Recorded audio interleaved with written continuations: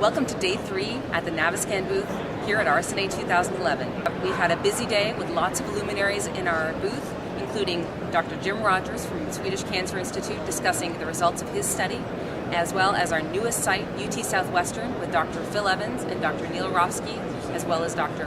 Bob Linkinski. Now we'll have an interview with Dr. Jim Rogers from Swedish Cancer Institute, where he'll discuss the results of his ongoing dose study. Hey, my name's Jim Rogers. I'm a radiologist. I work out of Seattle at the Swedish Cancer Institute. The people at Naviscan have asked me to talk about a study that we're doing at lowering the dose of FDG used in positron emission mammography. We've been working on this project for about a year, and it's a 3-phase project. And right now we're in sort of the middle of phase 2. We do a PIM scan over a serial period of time in 60, 90, and 120 minute uptake time.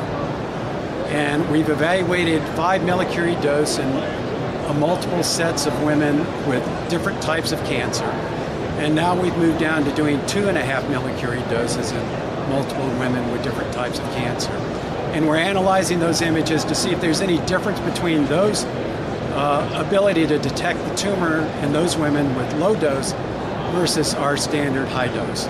The next phase, after we get to a dose and after we've confirmed with the reader study that lesions are just as perceptible at the lowest dose as opposed to a higher dose, then we are going to move into phase 3 of our study, where we look at women who have breast cancer diagnosis, who've undergone MRI, who now have a second lesion seen on MRI that was undetected on mammography or ultrasound. Then we're going to image those women prior to a MR-directed biopsy and assess what the specificity of PIM would be in the evaluation of those lesions, as well as identify the incident lesions that they have from their other imaging studies.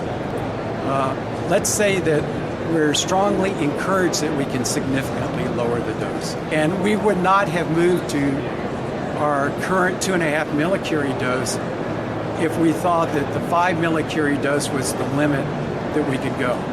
So before we moved to doing a lower dose, we were certain that the 5 millicurie dose wasn't necessarily our limit.